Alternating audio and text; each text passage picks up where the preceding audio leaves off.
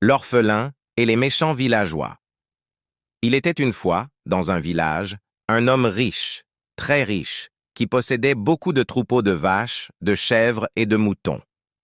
Il n'avait qu'un seul enfant, un garçon encore très jeune dont la mère était morte après lui avoir donné la vie.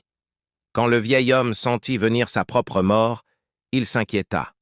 Qui allait conseiller son Eflès afin qu'il ne se fasse pas dévorer par les vers mangeurs d'hommes, les vers mangeurs d'hommes qui migraient entre les deux grandes rivières, où, chaque jour, il allait abreuver ses troupeaux?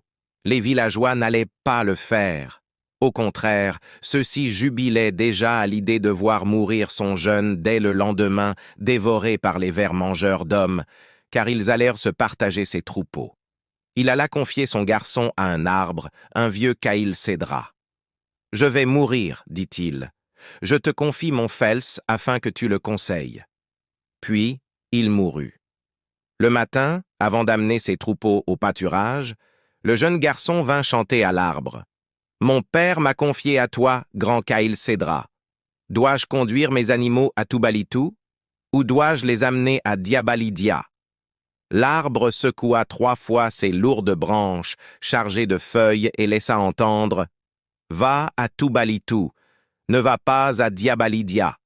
Les vers mangeurs d'hommes seront aujourd'hui à Diabalidia. » Le garçon amena ses animaux à Toubalitou et, vers le soir, retourna sain et sauf au village.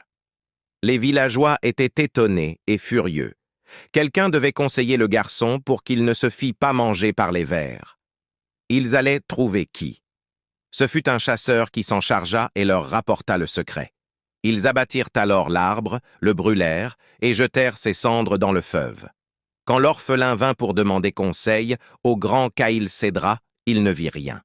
Il pleura et chanta quand même sa chanson. Ce fut une tourterelle qui lui répondit et le conseilla cette fois. Et de nouveau il rentra au village sain et sauf. On s'étonna encore. On était furieux contre le chasseur. Il leur avait menti.